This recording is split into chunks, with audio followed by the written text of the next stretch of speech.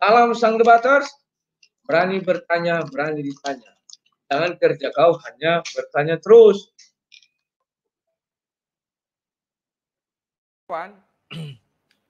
Malam ini kita akan berkenalan dan saya akan memperkenalkan kepada kalian Hajar Aswad. Tidak semua orang Kristen paham apa itu Hajar Aswad. Kalau kalian tanya apakah saya pernah melihat Hajar Aswad, jawabnya tidak. Tapi apakah Anda tahu dari gambar-gambar, dari ini segala macam? Saya jawab ya. Ya kan? Hajar Aswad itu kawan, sebentar. Ini saya ambil dari situs-situs muslim ya, agar tidak menjadi fitnah. Nah ini, saya perkenalkan, jangan lihat bentuknya seperti apa. Kalian kadang itulah kawan-kawannya. Kadang saya heran melihat kalian. Suka menyamakan. Itu asumsi. Kalian lihat bentuknya seperti apa kalian bilang. Itu adalah batu. Batu dulu putih menjadi hitam. Mengenai masalah bentuknya, ya begitulah dari dulu mungkin ya, atau sudah diukir saya nggak tahu. Tapi Hajar Aswad itu bukan luarnya, kayaknya yang dalamnya ya kawan-kawannya. Mari kita lihat gambarnya. Inilah gambarnya kawan. Ya, saya kecilkan dulu. Jadi saya mohon sama kalian, jangan disama-samakan dengan bentuk apapun. Ya. Nah ini. Inilah Hajar Aswad. Ya. Yang tengah ini batunya jadi hitam kan? Yang depan ini saya tidak tahu apa terbuat dari apa ya. Kawan-kawan. Ini saya ambil gambarnya tentu dari orang yang sudah pernah ke sana atau sudah pernah melihat ya kan. Kalau saya belum pernah melihat ini kawan. Mohon sekali lagi dengan hormat dan dengan sopan saya minta jangan disama-samakan dengan yang lain. Ya bentuknya itu loh. Oke. Nah kawan-kawan, saya tutup karena kalian suka melihat bentuk nanti ya. Saya kembalikan dulu ini 100% ya. Nah. Kawan-kawan, apa sih Hajar Aswad itu? Kan gitu. Hajar Aswad, kalau kalian lihat gambar Ka'bah, dia terletak ada di sudut. Disitulah Hajar Aswad itu berada. Nah, kalau kalian lihat beribu-ribu orang datang ke Mekah hanya untuk bersentuhan dengan Hajar Aswad. Ya. Kalian bisa lihat. Dah? Nah, sekarang apa sih Hajar Aswad itu? Nah, di sini dijelaskan, bukan saya menjelaskannya, tapi mereka ini. Dibuat di sini, apa itu Hajar Aswad? Hajar Aswad adalah sebuah batu yang berada di salah satu bagian Ka'bah. Sunnah dalam memperlakukan batu tersebut adalah dengan menciumnya. Ya. Jadi batu itu sunnah dengan cara menciumnya. Hajar Aswad terbagi menjadi dua kata, yaitu hajar yang artinya batu dan aswad yang artinya hitam. Sehingga kalau diterjemahkan secara bahasa adalah batu hitam bahasa Indonesia. Ya. Nah, sekarang bagaimana sejarah Hajar Aswad ini kawan? Nah, di sini juga dijelaskan batu ini dulu bukanlah berwarna hitam. Nah, saya heran. Kalau dulu tidak berwarna hitam, ya namanya ya jangan Hajar Aswad dong. Ya kan? Putih itu apa? Saya nggak tahu. Ya hajar, apalah putih gitu ya. Ia berwarna putih dan merupakan batu yang berasal dari surga. Nah, batu ini berasal dari surga. Nah, nanti kita cari tahu di Al-Quran kan ada dibuat di situ bahwa surga itu lantainya dari permata ya. Apakah batu itu ada di sana? Saya nggak tahu lah. Batu kan ada surga juga ada tingkatannya. Itulah yang dibilang. Yang menyebabkan ia berwarna hitam adalah karena banyaknya dosa yang diperbuat oleh manusia. Fakta katanya tersebut mengacu pada hadis Nabi. Ya, ini bahasa Arabnya saya nggak tahu. Nah, ini dia dari Ibnu Abbas radhiyallahu anhuma. Dia berkata bahwa Rasulullah sallallahu alaihi wasallam bersabda, Hajar Aswad turun dari surga. Turun maksudnya jatuh ya. Kalau turun dia kan jatuh, berarti kayak meteor, ya kan? Padahal batu tersebut begitu putih, lebih putih daripada susu. Dosa manusia yang membuat batu itu menjadi hitam. Ya. Artinya kawan, Dia turun apakah kayak manusia naik tangga enggak ya? Turun jatuh cup kayak meteor. Adalah fakta bahwa batu yang dari surga itu di mana sih? Langit ke-7 baru ke atasnya itu adalah ars. Ya. Jatuh dari sana berarti punya kecepatan. Punya kecepatan sampai di bumi maka bumi akan berlobang. Kayak meteor gitu, buff katanya. Nah, tetapi di sini diceritakan ya sejarah hadirnya batu tersebut dalam Ka'bah terjadi pada zaman Nabi Ibrahim As. Awal mulanya adalah ketika Allah SWT memerintahkan Nabi Ibrahim As untuk membangun Ka'bah. Perintah atas pembangunan Ka'bah terdapat pada surah Al-Baqarah 125, 128. Jadi Nabi Ibrahim yang membangun, kawan. Sekarang jelas bahwa Ibrahim bukan Abraham. Abraham tidak pernah pergi ke Mekah membangun Ka'bah. Itu fakta sejarah dunia. Tapi kalau Ibrahim, ya. Kita tidak usah mengatakan, oh itu adalah Abraham. Tidak ya. Nah, sekarang kawan, kita lihat Ibnu Katsir juga menjelaskan dalam kitab Kisah Al-Anbiyah. Kisah para Nabi dan Rasul ya. Saat itu pembangunan sudah hampir selesai, namun ada satu sisi Ka'bah yang masih kosong. Melihat kondisi yang kosong tersebut, Nabi Ibrahim kemudian meminta anaknya itu Ismail untuk mencari batu agar bisa menutupi ruang kosong tersebut. Ya kawan-kawan. Nah, diperintahkanlah Nabi Ibrahim, maka Nabi Ibrahim pergi mencari ya kawan-kawan. Nah, rupanya Nabi Ismail mencari dekat bukit. Laban Nabi Ismail mencari, kemudian turunlah malaikat Jibril dan menyerahkan. Oh, begitu cerita kawan. Jadi agar kita nggak salah kawan ini. Jadi bukan jatuh dari surga, memang diantar Jibril. Ya.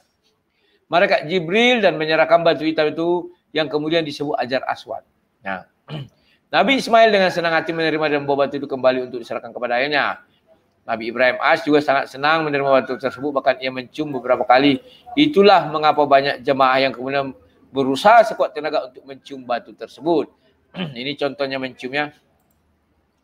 Kawan-kawan, jangan kalian berharap bahwa ada satu ayat di dalam Al-Quran mengenai tafsir Ibnu Katsir itu. Itu tidak ada. Saya sudah cari, tidak ada malaikat Jibril datang menyerahkan batu itu kepada Ismail. Tidak ada. Ya. Tapi kalau mendirikan Ka'bah tadi sudah ada. Bahwa Ibrahim dan Ismail mendirikan dasar Ka'bah itu ya. Nah, ada juga yang bilang Ka'bah itu sudah ada sejak zaman Nabi Adam. Macam lah itu. Nah, kawan-kawan, setelah itu keistimewaannya, ya kan? Ada 4. Pertama, Rasulullah mengajarkan untuk mencium dan mengusap batu tersebut dalam sebuah hadis yang disampaikan. Kita baca ya. Karena biar jangan jadi fitnah, saya kenalkan kepada kalian.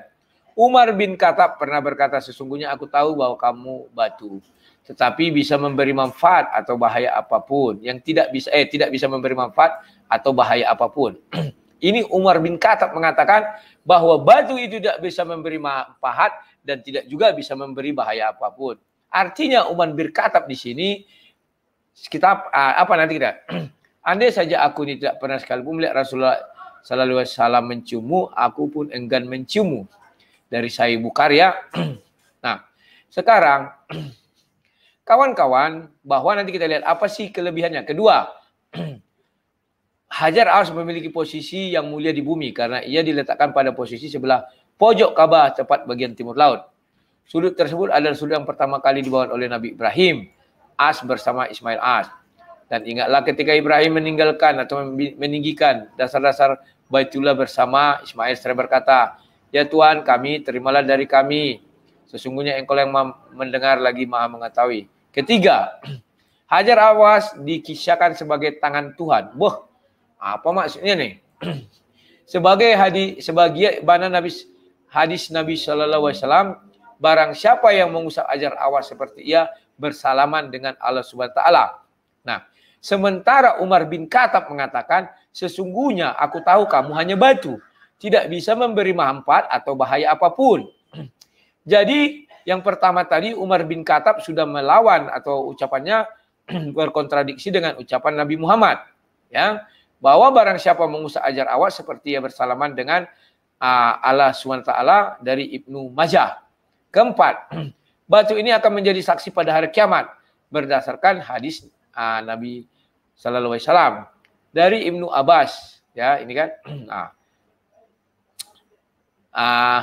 Ia berkata bahwa Rasulullah Sallallahu Alaihi Wasallam bersabda mengenai Hajar Aswad, demi Allah, Allah akan mengutus batu tersebut pada hari kiamat dan ia memiliki dua mata yang bisa melihat, memiliki lisan yang bisa berbicara dan akan menjadi saksi bagi siapa yang benar-benar menyentuhnya. Nah, di sini dikatakan menjadi saksi bagi siapa yang menyentuhnya, ya kan? Mengapa begitu penting harus dibuat kesaksian bagi siapa yang menyentuhnya? Artinya ada sesuatu hal yang berlaku pada batu ini. Jadi orang-orang miskin, orang-orang yang tidak pernah pergi berhaji, jangan bermimpi kamu akan menjadi saksimu adalah batu Hajar Aswad. Tidak. Demikian juga orang yang tidak pernah menciumnya. Kan ada katanya melambai. Melambai bukan mencium. Ya. Kalimat itu jelas, ya, akan mengutus batu itu pada hari kiamat memiliki dua mata. Coba kalian perhatikan. Aduh, saya pun jadi heran ya. Apa situs ini salah tulis? Inilah batu itu. Ya. Bagaimana kalian bayangkan nanti batu ini memiliki tangan dan memiliki mata? Ini ya. Matanya kira-kira di mana? Di sinikah, di sinikah, tangannya di mana? Dan batu ini betapa sangat kecil. Yang di tengah itu batunya ya. Jangan kalian lihat yang luar itu kawan. Aduh, sakit kepala kulit kalian. Kalian selalu menyamakan dengan benda lain. Tidak usah. Lihat tengahnya itu aja. Kalau luarnya itu, aku nggak tahu ini luarnya ini dari batu itu, bagian batu itu, atau dibuat casingnya, saya nggak tahu ya. Anggaplah semuanya. Ya. Maka dia harus ada tangan, ada mata. Kira-kira di mana lah nanti itu ya. Dan kalau dia hidup, artinya dia makhluk. Makhluk apa ini? Saya nggak tahu. Batu Hajar Aswad inilah nanti batu yang berbicara. Jadi salahkah kalau orang, maafin ya, di depan Hajar Aswad menangis, berebutan untuk menyentuhnya, saya pikir nggak salah. Karena nanti batu ini menjadi saksi kawan. Bukan sembarangan, menjadi saksi. Ya, itulah yang diceritakan dalam situs ini. Nanti kalian bisa cari ya. Nah, saya sudah mencari di Al-Quran. Sang debater, kenapa nggak buka di Al-Quran? Tidak ada kawan. Bahkan dikatakan malaikat Jibril memberi batu itu juga tidak ada di dalam Al-Quran. Kemana lagi saya harus mencari kawan? Maka pernah saya berdebat, tunjukkanlah dulu kepada saya, tolong, saya bilang. Bagaimana Hajar Aswad ini? Ya, saya sudah cari-cari kok nggak ada, tetapi hadisnya banyak sekali. Padahal itu bukan terjadi di zaman Nabi Muhammad. Terjadi di zaman Nabi Ismail. Kawan-kawan, Al-Quran turun tahun 610 sampai 633. Harusnya semua rahasia-rahasia dulu diberitakan Allah kepada Nabi Muhammad. Karena Nabi Muhammad adalah penyempurna. Kan demikian. Tetapi yang saya lihat, mengapa firman Allah mengenai Hajar Aswad ini tidak ada. Tapi kalau mengenai Ka'bah, iya. Paham ya? Dapatkah kita katakan Hajar Aswad adalah Ka'bah? Ka'bah adalah Hajar Aswad? Tidak bisa. Itu dua hal yang berbeda. Ya. Apakah di sini jadi saya curiga karena penulisan Al-Qur'an katanya ada orang yang hafiz. Apakah hafiznya lupa atau karena ada yang mati waktu itu kan peperangan kan? Apakah tidak sempat itu dihafis? Saya nggak tahu. Karena sampai sekarang saya cari tak ada ayatnya di dalam Al-Qur'an. Dan hebatnya Ibnu Katsir bisa menafsir bahwa malaikat Jibril datang menyerahkan kepada Ismail secara langsung turun dari surga. Kawan-kawan, siapa sih Ibnu Katsir? Nabi bukan. Ibnu Katsir adalah manusia biasa yang menafsirkan sesuatu berdasarkan apa? Harusnya berdasarkan Al-Quran. Di Al-Quran tidak ada. Ibnu Katsir bisa mengatakan itu. Di hadis, saya nggak tahu hadisnya apakah ada. Nabi Muhammad bersabda bahwa malaikat Jibril memberikan kepada Ismail. Kalau itu ada di hadis, maka pertanyaan kita, itu kan firman Allah. Mengapa tidak di Al-Quran? Kalau mengenai ajaran sholat, ya bisa. Karena di dalam Al-Quran sudah disebutkan mengenai sholat. Tinggal tata caranya. Bisa Allah langsung mewahyukan kepada Nabi Muhammad 5 kali 5 sholat waktu dia. Dan cara-caranya Nabi Muhammad yang menentukan sendiri. Ya. Tetapi kalau pendirian Baitullah sama Ka'bah itu sama Hajar Aswad itu. Tidak bisa seperti itu kawan. Karena itu terjadi ribuan, puluhan ribuan tahun mungkin ya. Di zaman Ismail. Jadi kawan-kawan, saya ajak kalian berdiskusi. Tetapi ingat, diskusi kita harus sopan dan santun. Dan kalian harus punya bahan dari hadis atau Al-Quran. Saya pikir banyak kalian yang punya ilmu. Dan saya harap saudara-saudara muslim masuk. Ya, dan mau membantu kami. Perkenalkanlah kepada kami Hajar Aswad. Kalianlah orang yang berbahagia saat ini di muka bumi. Saya Kristen. Saya mau memperkenalkan agama kalian. Hajar Aswad kepada semua orang Kristen yang ada di saya ini, di channel saya ini. Sementara kalian tidak mau menceritakan kebenaran Bible kepada saudara-saudara kalian, tapi kalian putar-putar balikkan, Bahkan kalian karang-karang bebas. Kalau saya nggak mau mengarang bebas. Saya perkenalkan sejujur-jujurnya. Saya ambil dari Al-Quran, saya ambil dari situs-situs Muslim, dan saya ambil dari hadis agar tidak menjadi fitnah. Oke kawan, di sini sudah banyak yang masuk. Sekarang saya mulai dari Sang Kristus. Silakan Sang Kristus. Halo, selamat malam Bang. Malam, langsung.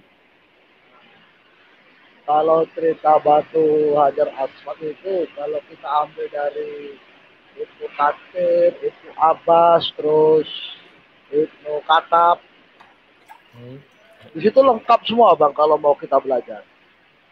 Ya. Kalau dari buku itu kita baca, di Ka'bah itu kan ada sekitar ribuan berhala. Nah, setelah Nabi Muhammad datang, ya, itulah berhala itu dihancurkan. Berarti Nabi Muhammad anti berhala ya? Ya, karena kan dia benci sama Nabi namanya pamannya itu. Oh. Seperti cerita saya yang 3 hari yang lalu. Oh, kamu udah pernah cerita ya? Okay. Kan udah pernah aku ceritakan tuh. Ya. Makanya itu Muhammad datang kan dihancurkan semua itu berhala-berhala itu. Sisalah tinggal satu lagi. Itulah yang batu Hajar Aswad itu. Saya pernah diskusi sama manajer saya.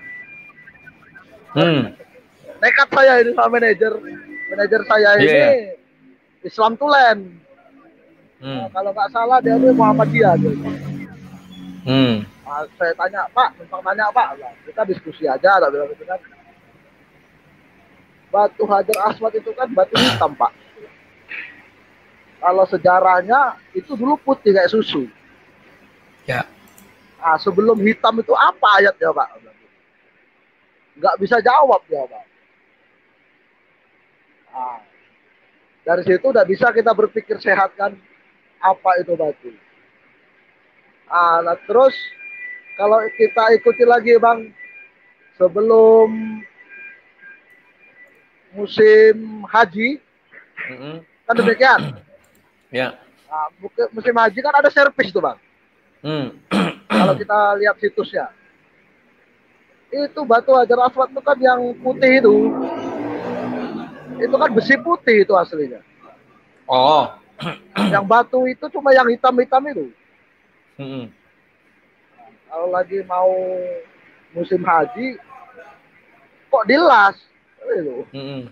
Katanya batu suci, kok dilas? Udah tuh Mm-mm. diamplas. Nah, makanya itu gimana mau dibilang, nanti kita ngomong buka-bukaan di sini, ada umat muslim yang dengar, marah kan demikian. Ya, nggak apa-apa. Nah, Nggak usah aja. Kita hanya nah, memperkenalkan ya. makanya kalau sejarah dari Ismail nggak masuk, Bang. Hmm. Kalau Ismail sama lah kayak cerita abang tadi itu. Ka'bah itu dibangun kurang satu batu, Hmm. makanya disuruh Ibrahim Hmm. mencari satu batu lagi. Itulah dikasih Jibril.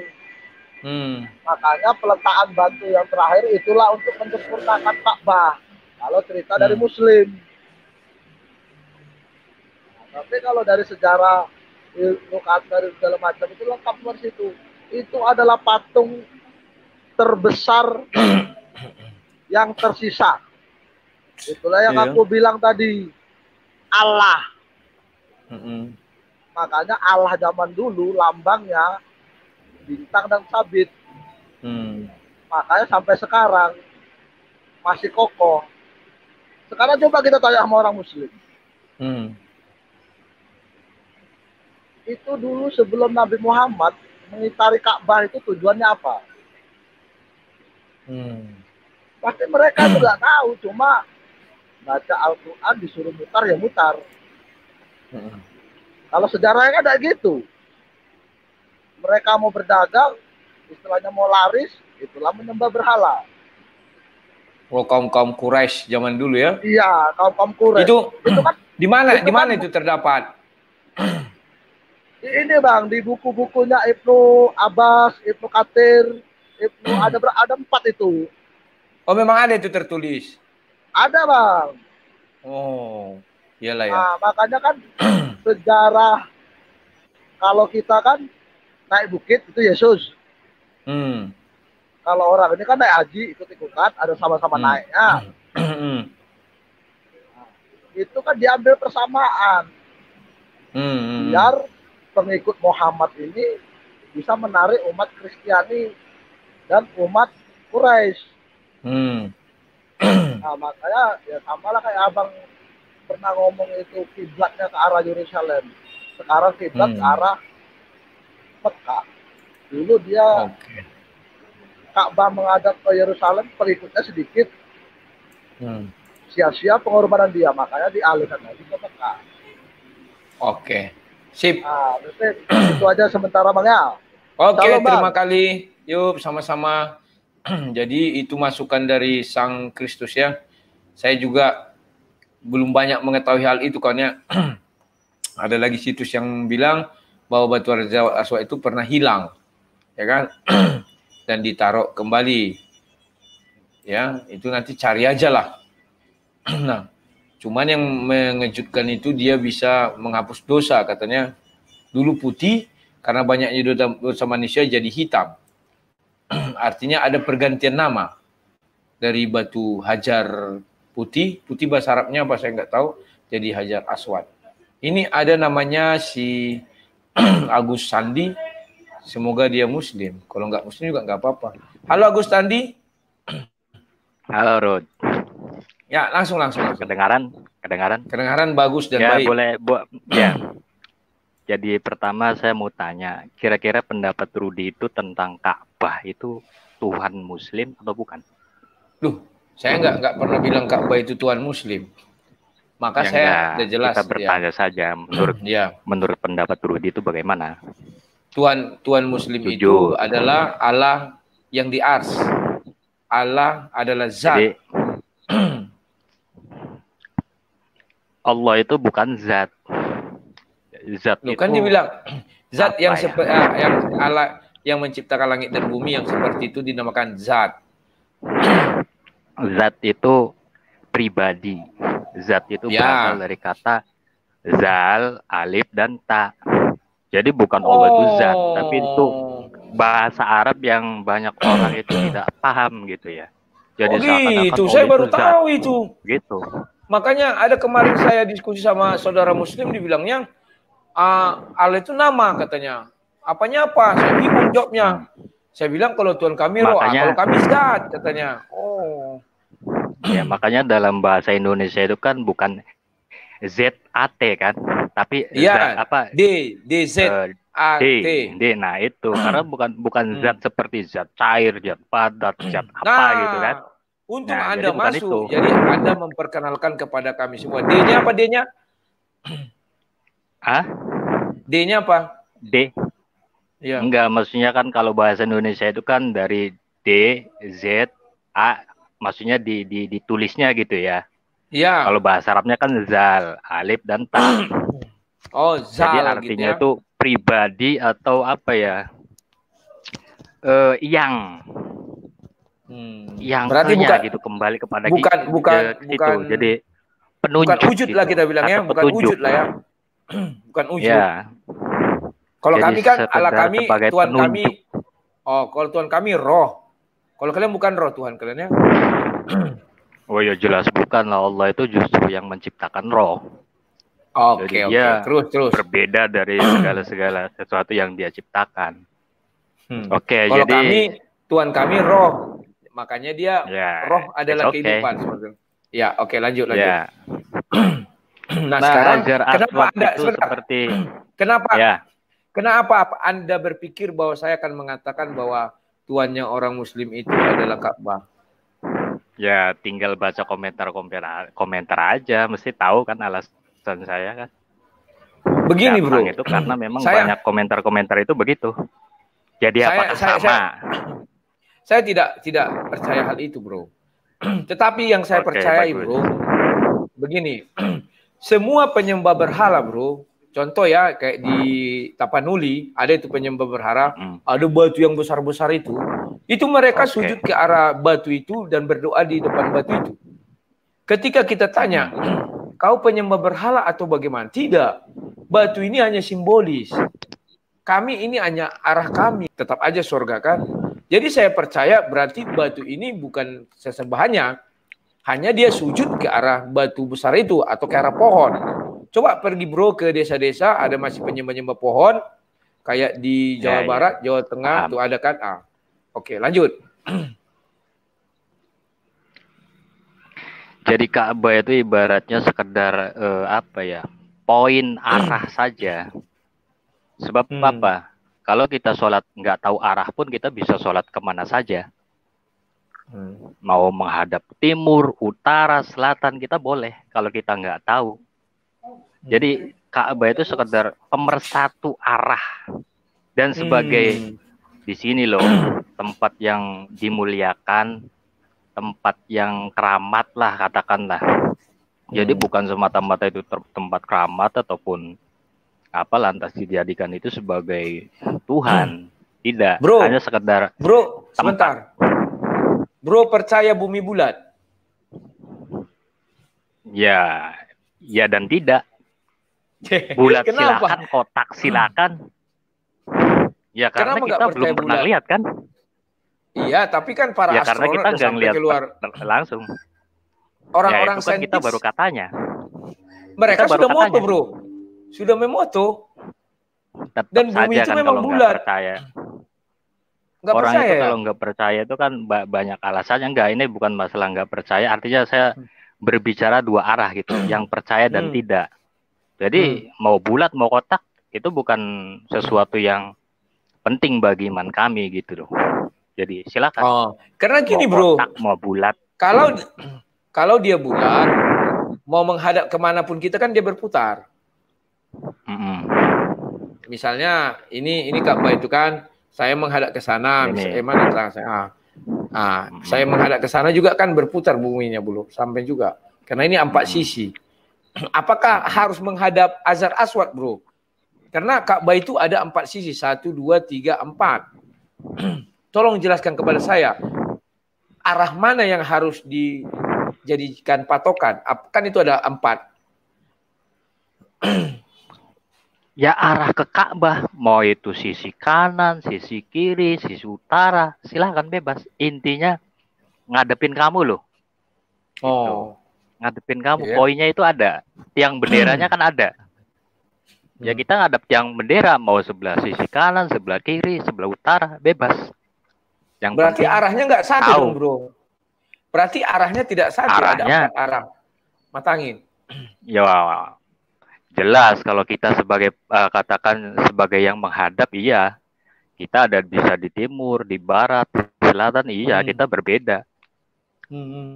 Tapi kan biasanya kalau bro tujuannya kan sama. Bro Kita sholat ke menghadap arah satu mana ya? tiang kan? Ya, bro kalau sholat menghadap ke arah mana, bro? Oh, kalau saya sholat bukan barat, tapi agak ke mana ya? Ke utara, Timur. tapi nggak ke utara, tengah-tengah. Karena posisi Ka'bah dari Indonesia ke Indonesia ke sana itu kan begitu kan? Nggak ke barat, nanti ke barat arahnya yang mana? Gitu loh. Tapi ada orang bilang, bro, kalau arahnya salah, batal katanya arah sholatnya batal. Kalau arahnya salah, apa benar gitu, bro? Ya, Tidak kalau dia tahu sholatnya. arah terus dia begini, kalau dia tahu arah terus dia menyimpang, ya salah. Berarti kurang ajar. Iya, berarti penting sekali ya.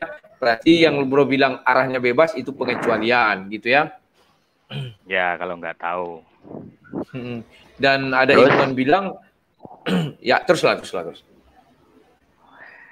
Iya, sedangkan Hajar Aswad itu kan dia sekedar apa ya, batu yang ketika itu Nabi Ibrahim mencari-cari, ini ada yang kurang nih, satu sisi ini kok belum ada, masih kosong kan. Dia lari-lari nyari-nyari nggak ketemu kan. Lalu datang malaikat kayak katakan seperti itu ya, bawa batu. Coba lihat, kalau kita kehilangan uang terus kita ketemu, gimana rasanya? Senang kan? Senang, iya. Nah, dicium-cium kan? Ya, pertanyaan saya, bro, sampai segitunya kan? Bro, ya. Pembangunan Ka'bah itu batu petak apa batu bulat? Waduh, kalau urusan itu wallahualam ya. Yang kita lihat aja lah. Kan pernah dibuka, bro, kayaknya peta. Oh, maksudnya bentuk Ka'bahnya atau bentuk batunya ini? Bentuk batu penyusun dindingnya itu, bro.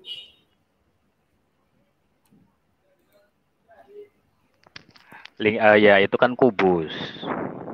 Ya, makanya peta kan. Kalau bentuk batunya, ya. Nah, pertanyaan saya kan aneh, bro. Kenapa dikasih batu bulat sama Jibril? Batu bulat. Ya, kan Hajar Aswad bulat. Oh, yang itu Hajar Aswad. Kok bisa tahu bulat? Loh, itu kan ada gambarnya tadi. Yang di tengah itu kan dari luar. Itu kan dari luar. Oh. Kalau cuma bingkai bulat kan ya jadi kelihatan bulat. Oh, berarti bingkainya kalau bingkainya kotak ya kelihatan kotak dong. Kita kan berarti tahu. bingkainya itu bukan dari malaikat Jibril, dibuatan manusia ya? Oh ya bukan lah, itu kan batunya doang, nggak dari sananya. Oh, berarti bagian luar yang bentuknya agak lancip itu, bro. Lancip di atas, lancip di bawah, itu buatan manusia. Itu kan yang ya jelas lah, emang manusia bisa bikin batu. Zaman sekarang juga nggak bisa kan. Berarti itu bukan bagian dari batu Hajar Aswad ya? Yang mana itu? Yang batu lancip yang bingkai itu. Bingkainya apa? Iya. Ya bingkai itu kan si ini aja, kerajaan Saudi itu aja yang memberikannya. Oh, berarti bukan atas perintah Nabi Muhammad atau bukan atas perintah malaikat Jibril ya, bro ya? Ya enggak lah, zaman segitu mana ada alat seperti itu. Bingkai-bingkai seperti itu ya kita juga enggak begitu juga lah. Namun saya jadi heran, bro, kenapa orang itu mengambil bentuknya seperti itu? Nah, ini nih banyak bentuk-bentuknya, bro. Mengapa bentuknya harus seperti ini? Saya heran.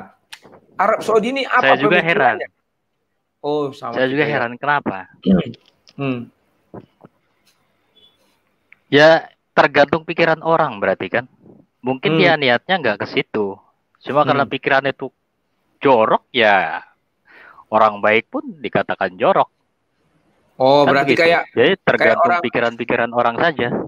Berarti kayak orang baca Kidung Agung lah ya. Kalau umat muslim bilang kan tidak porno.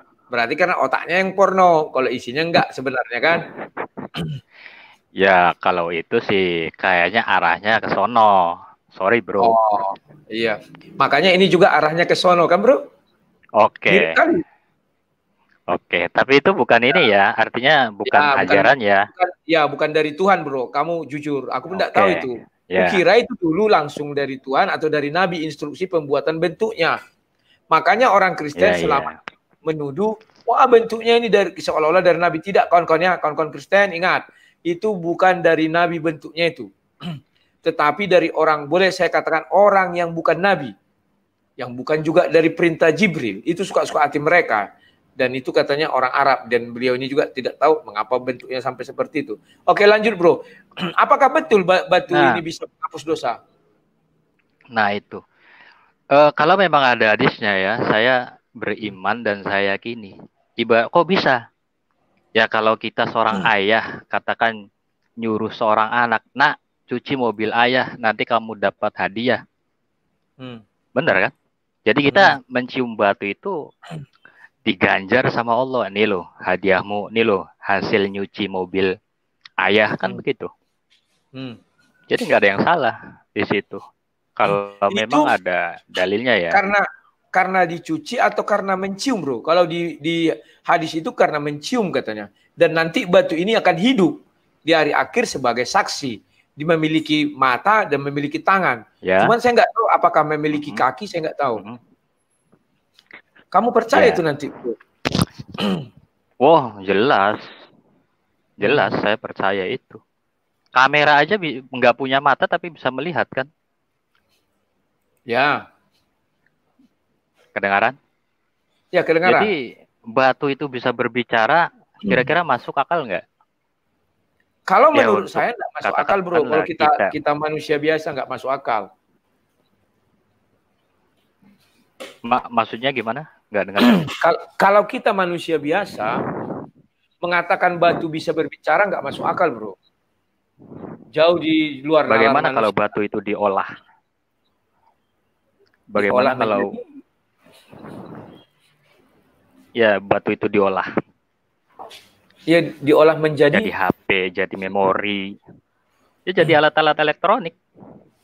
Saya nggak tahu bisa apa batu bisa melihat kita, bisa selfie, bisa berbicara, ada suara kan?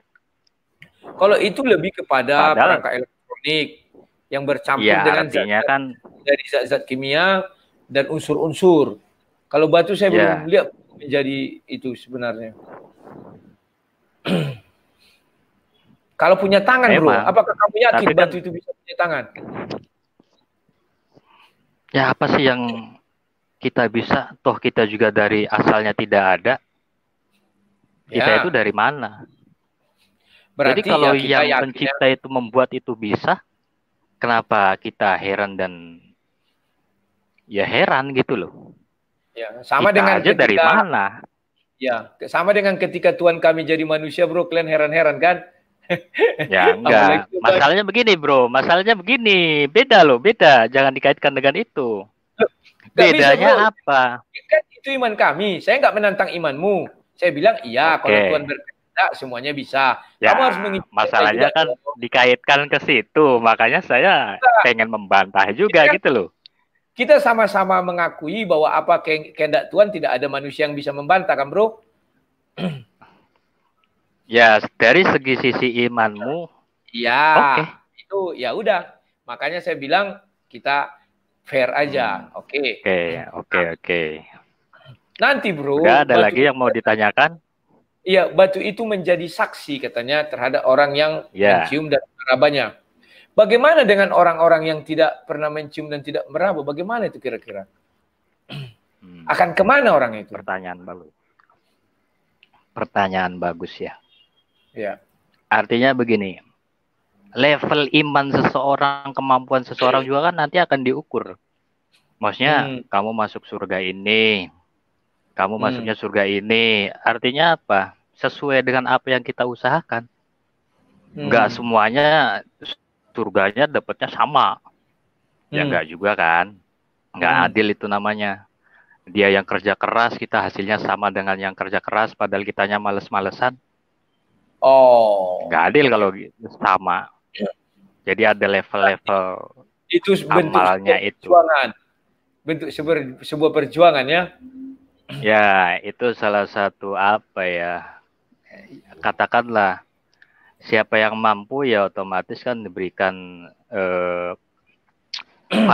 fasilitas yang berbeda begitu. Meskipun sama-sama masuk surga, tapi kan fasilitasnya levelnya itu kan berbeda. Tergantung amal seseorang itu banyak atau sedikitnya. Tapi orang mampu pun bro, orang berhaji pun belum tentu bisa mencium hajar aswad itu bro. Gimana itu? Karena kan rebutan, begitu banyaknya orang. Ya berarti kan kalau sesuai dengan hadis itu ya nggak dapat bonus katakan Surga. keutamaan itu. Oh, Bukan orang menjadi saksi itu, katakan yang ingin dibela lah. Dia yang nyium aku loh dulu waktu hidup. Nah, kalau dibela kan artinya jadi dia nggak dapat. Ya seperti itulah kalau kesana-sananya. Ya. Berarti orang yang nggak pernah menyentuh itu tak akan dibela. Artinya sulit, dia lebih sulit. Ya, bukan nggak bisa, lebih sulit. Enggak sih, kalau lebih sulit sih semuanya sama. Artinya apa? Allah juga menilai orang kaya segini, oh segini, yang tidak mampu juga segini. Jadi semuanya sama. Ujiannya itu sesuai dengan kadarnya. Bukan karena kaya bro, maksudnya dia sama ke sana juga tapi tak menyentuh gitu loh bro. Apalagi orang miskin, berarti tidak ada saksinya. Iya, artinya itu kan berarti kan pelayanannya kan beda gitu loh. Di akhirat yang hafal Quran dengan yang tidak kan berbeda ya, ganjarannya. Ya. Sama Sekarang dengan yang ketiga bro, juga. Ketiga ya. Oke. Coba perhatikan layar ini, ada tulisan ketiga. Hajar Aswad dikisahkan sebagai tangan Tuhan, tangan Allah. Sebagaimana hadis Nabi SAW, barang siapa mengusap hajar aswad seperti ia bersalaman dengan Allah SWT. Menurutmu benar nggak hadis ini bro? Masa kita mengusap seperti mengusap tangan Allah? Berhubung saya belum ngecek ya hadis itu ada apa enggaknya, jadi ya saya belum bisa menjawab dengan iman gitu kan. Ya, Ibnu Cuma Majah. saya bisa ya katakanlah belum ngecek kan di buku-buku hadis atau apa gitu ya. Jadi saya menjawabnya hanya sekedar asumsi. Karena memang belum ada landasan itu untuk menjawabnya atau mengimaninya. Dan saya pikir pun nggak masalah sih. Dan saya pikir pun ini mungkin bukan makna sesungguhnya ya, tapi makna kiasan. Karena kalau makna sesungguhnya Musa aja baru nampak telapak tangan Tuhan langsung hancur. Bukit Sur itu kan? Ya betul. Apalagi itu wujudnya kan. Iya, berarti mungkin jadi ini makna kiasan. Halo? Jadi itu hanya apa ya? Hanya dianggap sebagai kan. Hanya dianggap. Bukan berarti wujud yang nyata. Kalau memang nyata ya berarti itu Tuhannya dong. Iya, makanya aku bilang itu enggak sesungguhnya kan, hanya kiasan ya. Oke, bro. Iya, lagi pula kan menurut sejarah kan Hajar Aswad itu kan pecah. Ya tahu sendiri kan zaman sejarah itu kan ada perebutan kekuasaan itu. Jadi apa yang katakanlah kalian tuduhkan itu sesuatu yang absurd. Hanya asumsi. Toh faktanya Hajar Aswad itu pecah, sudah pindah kemana-mana, katakan di bawah. Terus ya Ka'bah sendiri juga dinaikin sama kepala, sama kaki. Oh dianggap Tuhan, betapa bodohnya kami kalau begitu. Iya betul. Sama lah bro, kalau yang di kampung saya tuh bro, ada pohon itu dimanjat-manjat juga itu bro. Penyembah-penyembah berhala apa itu pohon-pohon itu kan? Dia duduk di bawah pohon, gini-gini dia kan. Itu pohonnya dipanjat-panjat juga bro. Ada bahkan ditali-tali juga, dipotong-potong dahannya, nggak apa-apa.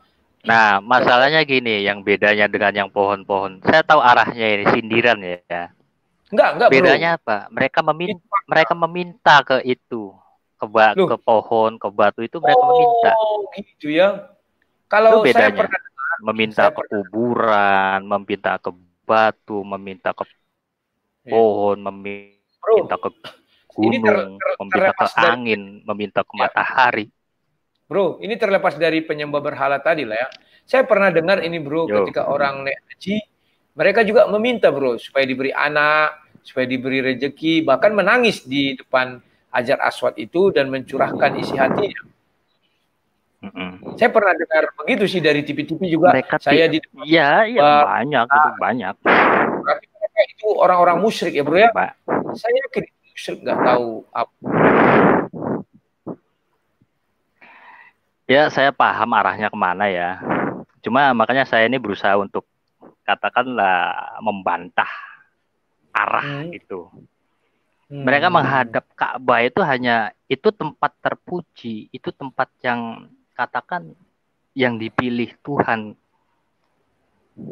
Bukan maksudku berbeda dengan tempat yang lain.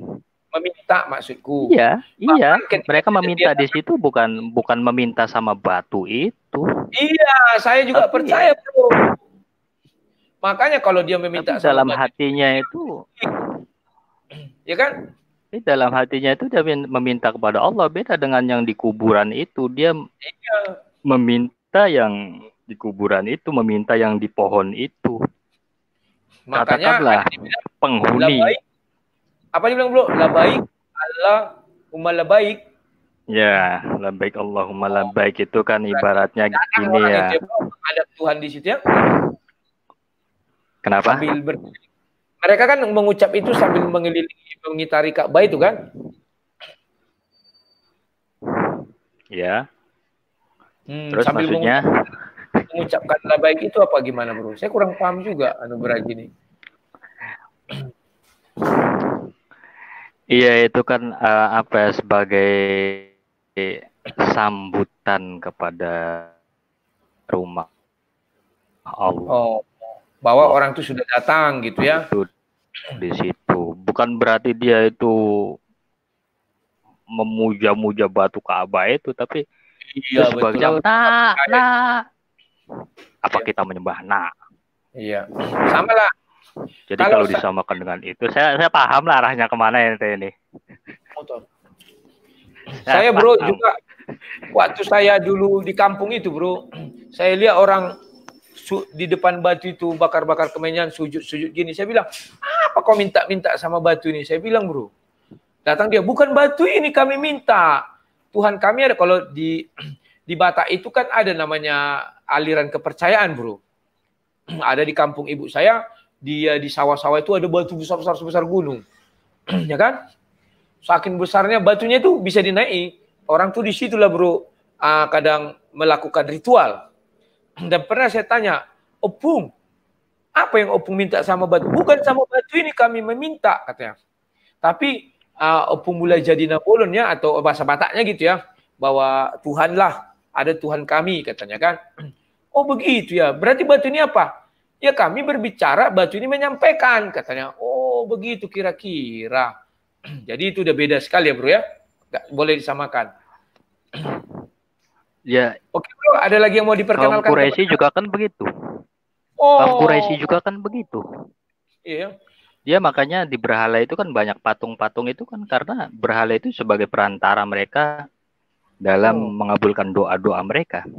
Berarti dulu di Ka'bah itu banyak. Iya, makanya mereka itu disebut sebagai kaum Quraisy musyrikin itu karena mempersekutukan Allah. Makanya banyak patung-patung dan berhala. Tapi jangan lupa, mereka itu bersumpah atas nama Allah, bukan katakan nama Allah itu sudah ada. Jadi demi Allah, demi Lata dan Uzza dan Manat. Nah, salahnya di situ. Sudah pakai kata Allah orang itu, bro. Ya sudah. Berarti Allah itu bukan dari makanya, Nabi Muhammad dong, dari kaum Quraisy sudah ada ya? Ya kalau kita bahas ke masa lalunya kan itu kan pesan Nabi Ibrahim kepada anak-anaknya. Sembahlah Allah. Matilah berarti kamu dalam keadaan muslim. Kaum Quraisy itu turun-temurun melawan, ya. Kaum Quraisy itu melawan perintah Ibrahim gitu ya bro ya? Ya nggak usah jauh-jauh lah, sekarang aja. Bro punya anak. Anaknya nurut nggak? Iya. Terus punya cucu, cucunya nurut nggak? Ajaran itu makin lama makin hilang dari si kakek itu. Betul. Jangan begitu, menyimpang. Dan Ibrahim itu bahasanya bahasa Arab ya, Bro? Ya, kenapa memang? Ya maksud saya ya makanya dibilangnya Allah. Maka turun-temurunlah itu terus. Kalau nggak bahasa Arab, tentu nggak Allah dibilang Ibrahim. Misalnya. Kalau nama itu begini. Kalau nama itu kayaknya nggak pengaruh dia mau bahasa apa. Rudy Yohanes kalau di Amerika juga tetap Rudy kan? Ya. Cuma penyebutannya aja yang beda kan. Ngucapinya Yohanes mungkin. Oh gitu ya. Artinya kan begitu. Karena nama kalau tetap sama, pelafalan yang berbeda. Kalau zaman Kak Ibrahim sih memang saya percaya Arab. Tapi kalau Abraham dia kan tidak bilang itu. Tapi bilang Elohim, Adonai. Arab itu kalau sekarang itu ya Irak, ya Suriah, ya Palestina. Ya. Itu Arab. Arab Saudi. Itu kalau sekarang. Ya, Irak itu Ibrahim dari mana? Abraham dari mana? Saya nggak tahu, Bro. Kalau Ibrahim saya nggak tahu dari mana. Lah iya makanya Abraham dari mana coba? Irak bukan? Karena kalau Abraham kan Arab. Abraham dari itu mana? tidak pernah sampai ke Mekah itu, Bro. Enggak, saya nggak tanya itu. Abraham dari mana? Yalah, Jazirah Arab lah kita bilangnya, Timur Tengah. Nah, iya kalau sekarang kan. Tapi bahasa orang itu kan tidak bahasa Arab. Jadi kalau masalah apanya? Bahasa Abraham kan tidak bahasa Arab. Ya terus masalahnya sama dengan bahasa Mesir kuno. Bahasa Mesir kuno itu kalau kita lihat di tulisan dindingnya bukan bahasa Arab, Bro, tapi gambar ikan, gambar hewan-hewan, gambar paku. Berarti nggak bisa dibilang bahasa Arab kan? Ya. Terus yang jadi masalahnya apa? Nggak ada, Bro. Kalau Ibrahim saya nggak ada masalah. Memang betul dia menyembah Allah SWT. Tapi kalau Abraham tidak, Bro. Ya itu bagaimana, Bro saja. Saya kan hanya mempertanyakan. Ya, oke. Di mana masalahnya gitu. Ya, kalau Ibrahim saya nggak punya masalah, Bro. Makanya saya bilang saya ikuti aja, karena kan itu iman, Bro. Nah, oke. Ada lagi atau itu saja yang mau dijelaskan atau ada yang mau tambahan? Ya, berhubung sudah lama juga kasihan yang mungkin Andre ya ini juga lagi. Ya lihat aja komentar saya selalu begitu ya. Sip, oke. Kalau terima kasih. Lebih ini lagi. Oh ya, terima kasih Mas Agus Hadi. Kita sudah bisa bincang-bincang sehat ya. Terima kasih. Yuk. Kawan-kawan, begitu kalau kita berbincang. Kita nggak perlu ngotot-ngototan ya kawan-kawan ya. Kita berbincang dengan santai saja, dengan santun saja. Loh, kok siapa tadi sudah hilang apa tadi ya? Ahmad Dodot. Panggiliran dia lagi. Oke, sekarang kita masuk Murtad. Halo Murtad, hidupkan mic-nya. Ya, silakan. Orang Kristen boleh ngomong, Bang? Boleh, asal ada yang kamu ketahui. Contohnya, kamu ambil dari hadis ini, sebutkan hadisnya agar jangan jadi fitnah. Oke, saya ambil dari kitab Haji Jami Artamidi 2 hadis. Aduh, suaranya kecil sekali. Saya ambil dari hadis kitab Haji Artamidi hadis 959, Bang. Bisa di-share atau katakan aja. Sunnah.com, Bang. Sunnah.com. Sebentar ya. Ini bisa share, jadi aku cepat aja menampilkan ke layar. Abang buka di kitab haji di Jami Artamidi 2 hadis 959.com. Surah.com. Sunnah.com. Muslim Haji Tarmizi ya? Iya, Tarmizi 2 hadis 959. Kok nggak ada Tarmizi sini? Lihat Salim Nasbi Mahruk Qudsi Salim Al-Muhammadiyah. Sunnah.com, Bang. Iya, sunnah.com, Sahih Bukhari, Sahih Muslim, Sahih Sunan Nasaya, Abi Daud, At-Tarmizi. Tarmizi ada. Iya, itu. Iya, itu Bang, itu Bang. Bentar ya, Jami nomor book berapa? Book 2 hadis 959. 9.000 ya? Tunggu. Enggak, 959. Oh ya, sebentar. 959. Ini 900. Ya, teruslah. Buatlah apa itu yang mau dibacakan. Silakan.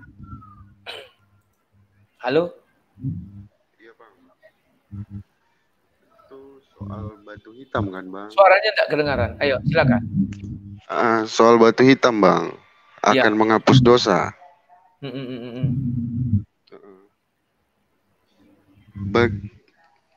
Sudah bisa ditampilkan, Bang? Tunggu. Belum. Ini bahasa Inggris semua ya? Sama Sarah? Bisa di-Indonesiakan kok. Oh, sebentar ya. 959, 884 baru. Banyak sekali nih, sabar ya. 900 sudah 900. 916. 28. Sabar. 939 20 lagi. 948. 953, 55, 56. 7, 959. Bahasa Indonesianya di mana ya? Ada di translate kan, Bang? Ada di situ muncul nggak? Oh, nggak ada pula. Ya udah. Bang. Baca aja lah, langsung baca aja. Salah buka pula aku kan.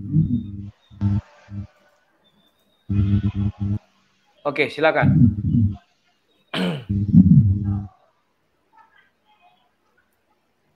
Halo, silakan. Ya, itu karena di situ sudah jelas tertulis bahwa batu hitam itu menghapus dosa, Bang. Ya kan? Jika kita menyentuhnya, Nabi menyentuhnya, jika Anda menyentuh kedua sudut itu akan menghapus dosa daripada orang yang menyentuhnya. Ya, terus? Itu sangat berlawanan dengan kitab di kita, Bang, orang Kristen yang coba Bang buka Imamat 26 ayat 1, Bang. Kita jangan memperbandingkan ke Kristen loh. Kita memperkenalkan Hajar Aswad. Jadi kalau kita ada gali-gali dari internet, dari mana bisa kita tampilkan gitu loh. Itu batu hitam itu, Bang, lewat hadis itu awalnya dia bidadari. Di mana itu? Di Sahih mana lagi tuh? Dia itu bidadari, Bang. Abang buka di sirah Nabi Muhammad yang ditulis oleh Ibn Ishaq.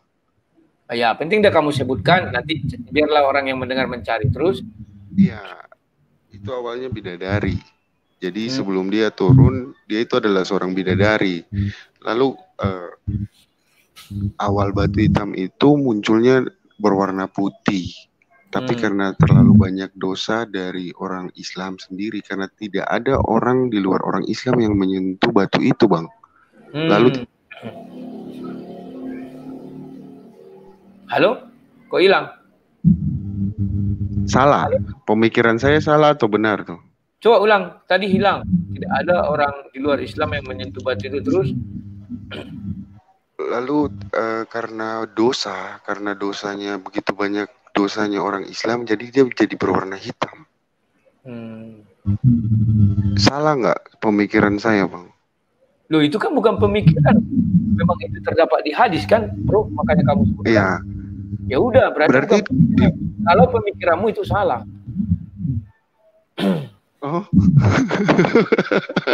Kalau pemikiranmu, tapi kalau terdapat di hadis itu benar. Berarti kan kita tidak terlibat, Bang. Berarti dosa-dosanya kita tuh dengan sendirinya bahwa menunjukkan bahwa itu dosanya orang Islam itu sangat banyak. Bayangkan sebuah batu. Itu maksudnya. Ya, betul. Iya. Sebuah batu berwarna putih karena disentuh orang-orang Islam, dia menjadi berwarna hitam, Bang. Artinya dosanya banyak, maka dosa itu disedot di situ maksudnya. Ya, itu, Bang. Maksud saya mungkin mereka berpikir seperti itu. Orang zaman dulu kan, para itu mungkin berpikir bahwa kok suaranya tambah kecil?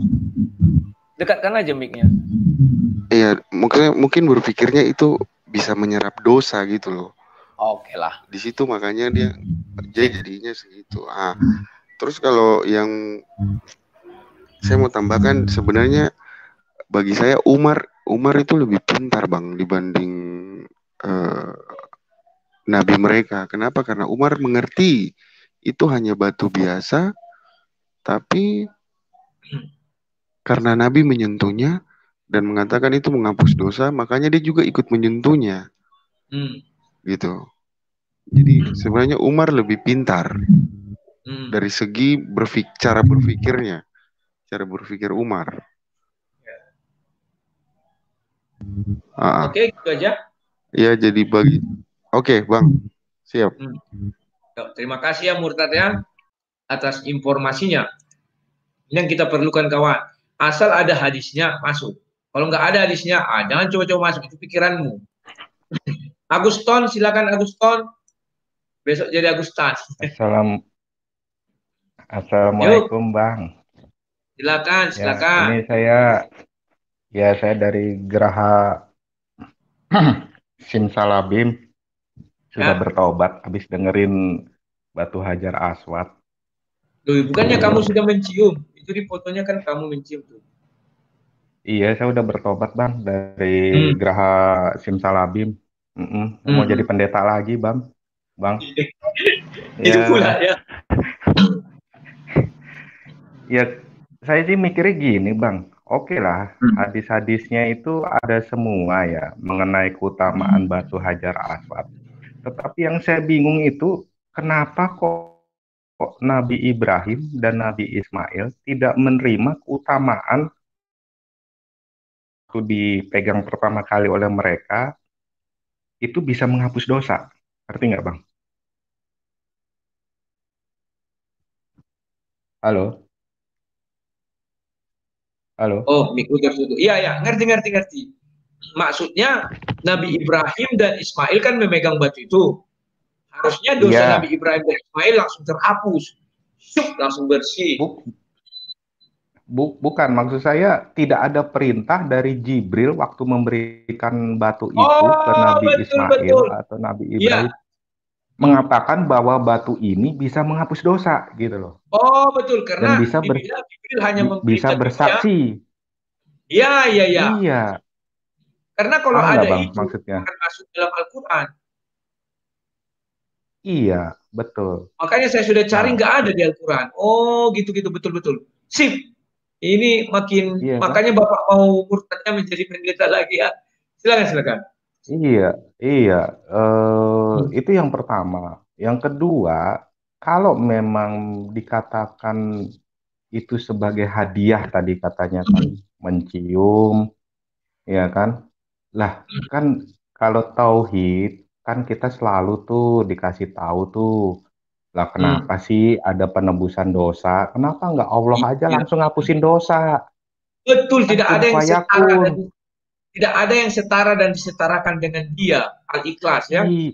Iya, lah ini berarti kalau sifat batu itu bisa menghapus dosa, berarti Al-Rahim, ya kan?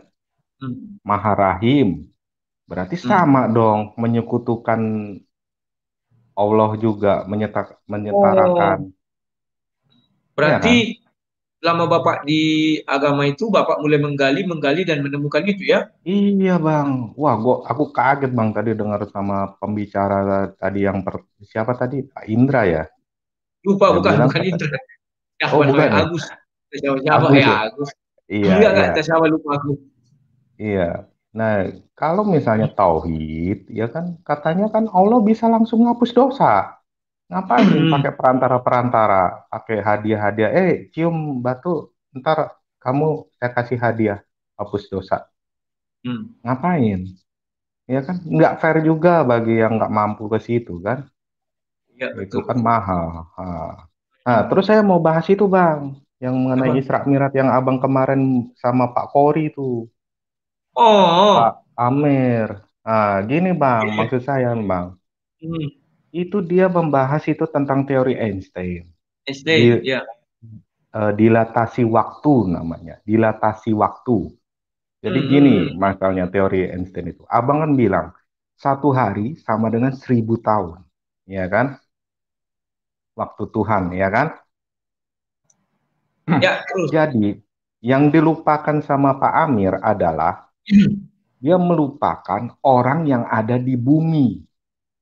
Jadi gini maksud saya, kalau misalnya perjalanan untuk Tuhan saja, misalnya 1 hari ke Ars itu kan, Ars itu 1.000 tahun di bumi, berarti kalau Tuhan melakukan perjalanan merasa 1 hari, berarti bumi waktunya berjalan 1.000 tahun kemudian. Ya. Ngerti nggak Bang? Jadi kalau misalnya Nabi Muhammad berjalan katakanlah 12 jam ke Ars, itu kan berarti kan 500 tahun. Ya. Balik ke sana. Nah, buminya itu sudah berjalan 500 tahun ke depan, bukan ke belakang. Itu namanya teori dilatasi waktu. Nah, kalau nanti dia bilang Abang kan tanya kemarin lagi, Pak. Ke belakang salah.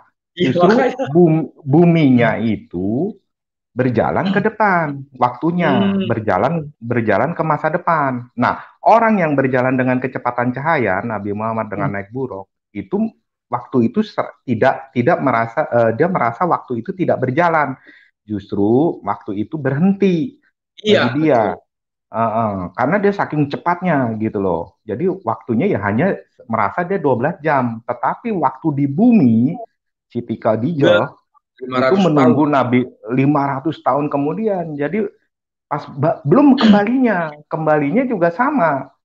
Kembalinya 500 tahun kemudian. Jadi kalau di total itu dia membutuhkan waktu 1.000 tahun untuk kembali ke bumi. Kan 500 ke sana, balik lagi 500 lagi kan. Nah, 1.000. Nah, 1.000 ditambah dengan berapa itu? 632 waktu itu ya. 600 berapa perjalanannya tahun 570. Berarti pas Nabi balik ke bumi, itu bumi sudah berumur 1.600 tahun. Abad ke-16. Udah mati semua sahabatnya, kaget ya. Loh, kemana semua? Nah, ini yang Abang pernah nonton film Interstellar? Iya. Interstellar itu begitu, melewati lubang cacing, ya kan? Ya.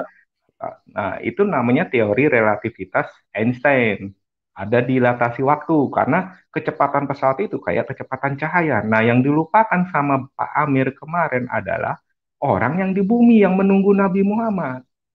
Aku juga ada bilang juga itu kan. Berarti harusnya sama dengan ketika Jibril ketemu Maryam. Harusnya jaraknya 50.000 tahun. Sementara jarak Maryam ke Nabi Muhammad tak sampai 50.000 tahun. Iya, jadi gini Bang, kalau Abang kan melihat cahaya bintang nih, ya kan, cahaya bintang nih di angkasa nih, ya kan, itu 2 juta, itu kan diperkirakan cahaya bintang itu nyampe ke bumi itu katakanlah 1.000 tahun. 1.000 tahun. Itu cahaya baru nyampe ke bumi. 1.000 tahun jadi kita ini udah 1.000 tahun di masa yang akan datang. Tahun 2020. Nah, cahaya merambat dari bintang itu ke sini berarti dikurangi saja 2020 dikurangi 1.000 tahun. Berarti cahaya itu mulai merambat dari bintang asal itu tahun 1920-an. Sorry, 920-an ya, 1.000 tahun ya. Ya, itu 1.190 berapa? 2000 kan? Ya. 1.020-an berarti, 1.020-an tahun. Mantap itu, mantap. Gitu Bang. Itu salah kalau dibilang itu mundur ke belakang, tapi justru waktu maju ke depan, gitu. Ya, jadi sebenarnya itu sudah gugur kalau dia pakai teori-teori itu. Ya, dan kemarin kan saya bilang dia pun bingung. Mantap Pak. Sekarang mengenai ajar Aswad ada lagi atau enggak? Biar kita lanjut. Nah, ya itu yang pertama tadi yang Nabi Ismail, ya kan? Kenapa kok tidak menerima keutamaan? Yang kedua, yang ketiga, kalau memang itu batu bisa punya tangan, bisa punya mata, gimana prosesnya? Iya, betul Pak. Apakah kayak proses Adam dulu dibentuk, diciptakan, ditiup ruh hingga hidup gitu. Hingga dia bisa ngomong, bersaksi. Ini loh dosa-dosanya. Apakah seperti itu? Ya, Tidak ada yang mengatakan demikian. Nah, akhirnya saya bertobat Bang dari ini Geraha Simsalabim. Saya mau jadi pendeta lagi. Sip. Kemarin Puji di Tuhan.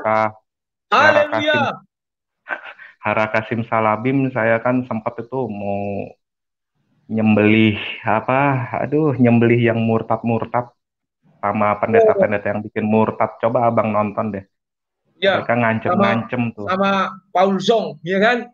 Paul Zong katanya mau dibunuh kan? Iya, aduh, saya sampai miris dengarnya kenapa Yalah, sampai kayak begitu. Saya agar bertobat Bang. Ya, oke Bang. Assalamualaikum. Terima kasih ya. Aguston. Ya. Semoga Aguston cepat bertobat ya. Besok mungkin dia sudah ganti nama lagi, nggak Aguston, ya kan? Karena asal jangan di pranknya lagi saya. Besok kita kan mulai masuk prank itu ya, atau kapan? Kawan-kawan, saya tadi terlambat makan. Jadi asam lambung saya kambuh kawan. Jadi saya minta maaf, saya cukupkan dulu sampai sini ya. Daripada saya paksa nanti saya sakit. Atau saya tinggalkan, saya ngambil obat, tak enak. Ya kawan-kawan ya. Jadi saya cukupkan dulu sampai sekian. Kita jumpa esok hari. Salam sang debaters.